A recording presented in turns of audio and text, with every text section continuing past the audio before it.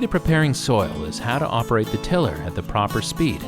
We'll give you tips on controlling the working speed for best results.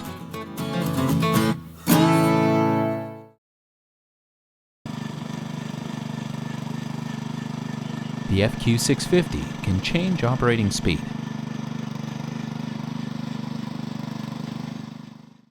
For hard soil, it is recommended to run in first gear. Till slowly and deeply to crush the hard soil into big particles. Then switch to second gear to till the upper layer of the soil.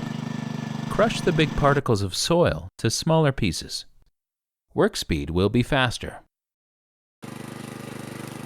Since there is a shift lever, it is possible to change gears while keeping your working position. When the work is finished, remove the attachment, replace it with the tires, and set it in the transport position. You can utilize engine power when transporting. Even if there are steep slopes, you can climb up with engine power.